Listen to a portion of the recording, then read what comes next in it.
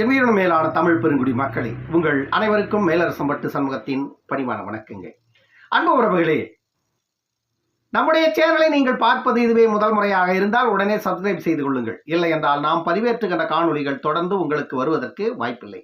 தொடர்ந்து நம்முடைய காணொலி பற்றின மேலான கருத்துக்களை கருத்துரை பகுதிகளை பதிவு செய்வதற்கு தவறாதீர்கள். தொடர்ந்து நம்மோடு இணைந்திருங்கள் அன்பு உறவுகளே. வாருங்கள் இப்பொழுது காணொலிக்குள்ளே செல்வோம். புதிய அரசியல் கட்சியை தொடங்க இருக்கும் விஜய். ஏற்கனவே நடிகர் விஜய் அவர்கள் 2026 சட்டமன்ற தேர்தலில் களம் இறங்க போவது உறுதி என்று ஏற்கனவே அவருடைய சைடில் இருந்து ஒரு தகவல் வெளியாகி இருந்தது.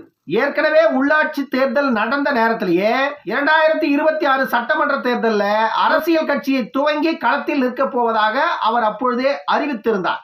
இப்பொழுது 2024 நாடாளுமன்ற தேர்தல் வரவிருக்கின்ற சூழ்நிலையில நாடாளுமன்ற தேர்தலுக்கு முன்பாகவே அரசியல் கட்சியை தொடங்கிவிட்டு கட்சியின் மூலமாக 40 நாடாளுமன்ற தொகுதிகளிலும் வேட்பாளர்களை முதல் கட்டமாக களத்தில் இறக்கலாம் என்று விஜய் முடிவு செய்திருப்பதாக சொல்லப்படுகிறது.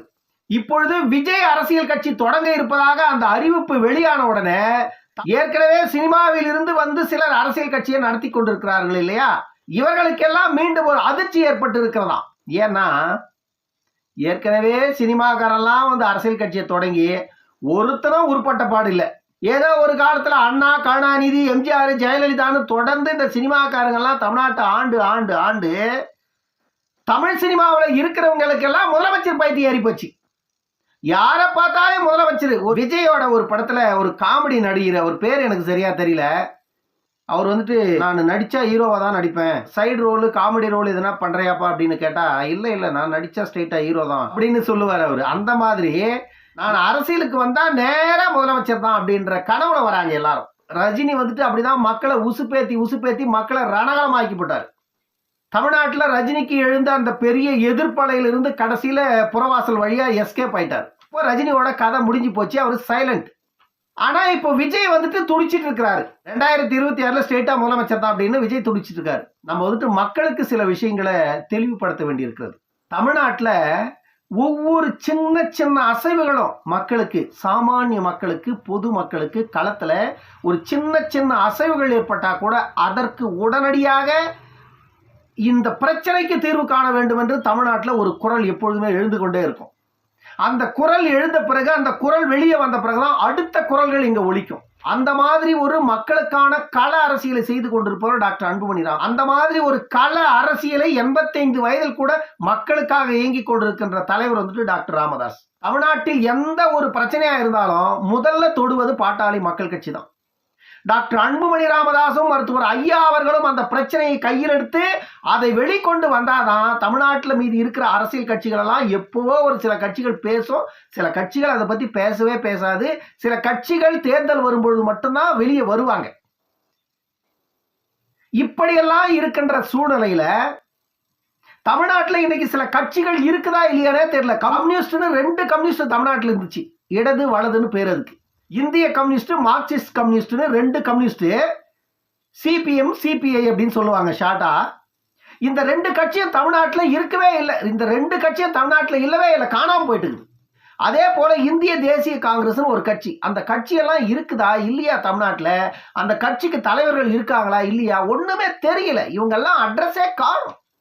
எத்தனையோ பிரச்சனைகள் தமிழ்நாட்டில் ஆளும் கட்சியின் அமைச்சர்கள் மீது பல ஊழல் குற்றச்சாட்டுகள், அந்த ஊழல் குற்றச்சாட்டுகள் மீதெல்லாம் வழக்குகள் தொடுக்கப்பட்டு அவங்க உள்ள போய்கிற வெளியே வந்துக்கிட்டு பல போராட்டங்கள் நடந்துட்டு இருக்கு தமிழ்நாட்டில்.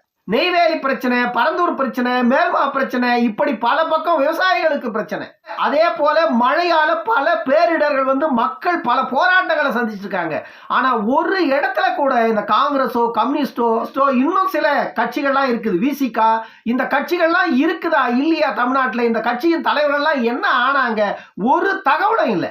மக்கள் பிரச்சனைக்காக ஒவ்வொரு கணமும் செயல்பட்டு கொண்டிருக்கின்ற ஒரு இயக்கம் பாட்டாளி மக்கள் கட்சி, மருத்துவர் ஐயா டாக்டர் அன்புமணி ராமதாஸ். நான் ஏன் இதை பத்தி மீண்டும் மீண்டும் பேசிட்டு இருக்கேன் அப்படின்னா, இப்படி மக்கள் பிரச்சனைகளை பேசிக்கிட்டு இருக்கிற இந்த கட்சியை பத்தி ஒரு பத்திரிகையாளம் பேச மாட்டான், ஊடகத்துல பணியாற்றுற நெறியாளம் பேச மாட்டான், நாங்கள் நடுநிலை நக்கிகள் அப்படின்னு சொல்றவனும் பேச மாட்டான். பாட்டாளி மக்கள் கட்சி எத்தனை சாதனைகள் செய்திருக்கிறது மக்களுக்காக, தமிழ்நாட்டுக்காக, இந்திய தேசத்திற்காக எத்தனை உரிமைகளை கொண்டு வந்திருக்கிறது, எவ்வளவு நன்மைகளை இந்த மக்களுக்கு அவர்கள் அதிகாரத்தில் இருந்தபோது செய்திருக்கிறாங்கன்னு அதை பத்தி எவ்வளவுமே பேச மாட்டோம். விஜய் அரசியலுக்கு வர போறார். விஜய் அரசியலுக்கு வந்தா களம் எப்படி மாறும்? ஏண்டா விஜய் அரசியலுக்கு வந்தா என்ன மாறிடும் காலம்? ஏற்கனவே 2 சாக்கடையும் கோடிக்கணக்கான பணத்தை கொள்ளையடிச்சு வச்சுக்கிட்டு ஒரு தேர்தலின் போதும் ஓட்டுக்கு கோடி கணக்கில் கொடுத்து ஓட்டு 500 500 வரைக்கும் விலை பேசிட்டு இருக்கானுங்க. இந்த 2 சாக்கடையை தாண்டி 3ஆவதா இன்னொரு சாக்கடை, விஜய் சாக்கடை வந்து இதுல இறங்கி என்னத்தை சாதிச்சிடும்? சீமான் ஒரு பக்கம் களத்துல 15 வருஷமா கத்திக்கிட்டு இருக்காரு, ஒண்ணுத்தையும் பண்ண முடியல சீமானால. ஏன்னா சீமான் கிட்ட ஒரு நிலையான அரசியல் இல்ல. சீமானிடம் இருக்கின்ற தொண்டர்களுக்கு சீமான் மேல ஒரு நம்பகத்தன்மை இல்ல. அந்த மாதிரி சீமானுடைய அரசியல் போயிட்டு இருக்கு. மத்தியில அதிகாரத்தில் இருக்குது பிஜேபி. மத்தியில அதிகாரத்தில் இருக்கிற ஒரு காரணத்தை தவிர பிஜேபிக்கு வேற எந்த காரணமும் இல்ல. தமிழ்நாட்டு மக்கள் மீதோ, தமிழ்நாட்டின் உரிமைகள் மீதோ, தமிழ்நாட்டின் வளர்ச்சியை பற்றியோ, தமிழ்நாட்டில் லட்சக்கணக்கான மக்கள் வேலை வாய்ப்பு இல்லாமல் அலைந்து திரிந்து கொண்டிருப்பதை பற்றியோ, படித்த இளைஞர்கள் வேலை வாய்ப்பு இல்லாமல் பல சிக்கலில் சிக்கி சீரழிந்து சின்னாபின்னமாகி கொண்டிருப்பதை பற்றியோ, குடியால் தமிழக மக்கள் சீரழிந்து கொண்டிருப்பதை பற்றியோ, ஆன்லைன் கேம்ல சிக்கி பல குடும்பங்கள் சிதைந்து கொண்டிருப்பதை பற்றியோ பிஜேபிக்கு என்ன தொலைநோக்கு பார்வை இருக்கிறது? இந்த பிரச்சனைகள் மீதெல்லாம் பிஜேபியின் நிலைப்பாடு என்ன? ஒண்ணுமே இல்லை. அதை பத்தி அண்ணாமலை பேசுறதே இல்லை. ஆனா அண்ணாமலையை தூக்கி பிடிச்சி பேசிட்டு இருக்கீங்க வெக்கங்கட்ட பயிலுங்க. விஜய் வராரு, அண்ணாமலை வராரு, உதயநிதி வராரு, இவங்கெல்லாம் வந்து என்ன பண்ண போறாரு? மக்கள் பிரச்சனைக்காக ஒவ்வொரு கணம் பொழுதும் மக்கள் பிரச்சனைக்காகவே போராடிட்டு இருக்குதா பாட்டாளி மக்கள் கட்சி? மக்கள் பிரச்சனைகளுக்கு தீர்வு காண்பதற்காகவே இயக்கம் தொடங்கப்பட்டு மக்களின் பிரச்சனைகளை ஒவ்வொன்றையும் முன்னிறுத்தி ஆட்சியாளர்கள் மக்களுக்கு எதிராக செயல்படும் பொழுதெல்லாம் அந்த ஆட்சியாளர்களை எதிர்த்து கேள்வி கேட்கின்ற இயக்கம் தான் பாட்டாளி மக்கள் கட்சி. பாட்டாளி மக்கள் கட்சிக்கு இருக்கின்ற தொலைநோக்கு திட்டம் இந்தியாவில் எந்த கட்சிக்குமே இல்லடா. இந்த இயக்கத்தை பற்றி ஒரு பத்திரிகையோ, ஒரு நடுநிலை நக்கிகளோ, ஒரு நெறியாளர்களோ, ஒரு ஊடகத்தில் பணியாற்றுகின்ற எந்த நெறியாளர்களோ இதை பற்றி பேசுறது இல்லை. விஜய் அரசியலுக்கு வராரு, உதயநிதி வராரு, அண்ணாமலை வராரு, என்ன வந்து எதுனா கெட்ட வார்த்தை வருது எனக்கு. தமிழ்நாட்டின் வளர்ச்சிக்காக, தமிழ்நாட்டில் சீரழிந்து கொண்டிருக்கின்ற இளைஞர்களை காப்பதற்காக, தமிழ்நாட்டில் சிதைந்து கொண்டிருக்கின்ற இந்த மது கலாச்சாரத்தை ஒழிப்பதற்காக தமிழ்நாட்டில் ஒரு போராளி இயக்கம் இருக்குதுன்னா அது பாமக. அந்த இயக்கத்தின் 2 பெரும் தலைவர்களும் மிகப்பெரிய போராளிகள். யாருக்காக போராடுறாங்க அவங்க?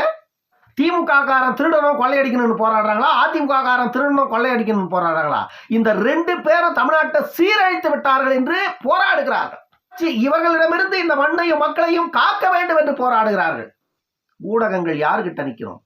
ஊடகங்கள் யாருக்கு சப்போர்ட் பண்ணணும்? நடுநிலை நக்கிகள் என்று சொல்றீங்களே, நீங்க யாருக்கு நடுநிலையா இருக்கணும்? நீங்கெல்லாம் இனிமேல் நடுநிலை நக்கிகள் நாங்கன்னு பேரை போட்டுக்காதீங்க. நான் இந்த காணொலியில முன்னாடியே சில கட்சிகளை மேற்கோள் காட்டி பேசினேன் இல்லையா? அந்த கட்சி தலைவர்கள் எல்லாம் போயிட்டு கோடிக்கணக்கில் மக்கள் பணத்தை கொள்ளையடிச்சு ஊழல் வழக்குல உள்ள போயிட்டு வெளியே வர முடியாத அவஸ்தைப்பட்டுக்கிட்டு இருக்காங்க பாரு. அந்த தலைவர்கள் முதுகுக்கு பின்னாடி போய் ஒளிஞ்சு நிக்கிற அந்த கட்சியின் தலைவர்களை பத்தி பெருசா எழுதிட்டு இருக்கீங்க பாரு. நீங்க உங்களெல்லாம் எதுல அடிக்க கூடாதுன்னு மட்டும் சொல்லுங்க. ஏன்னா எதுல அடிக்கணும்னு எங்களுக்கு தெரியும், எதுல அடிக்க கூடாதுன்னு மட்டும் நீங்க சொல்லுங்க.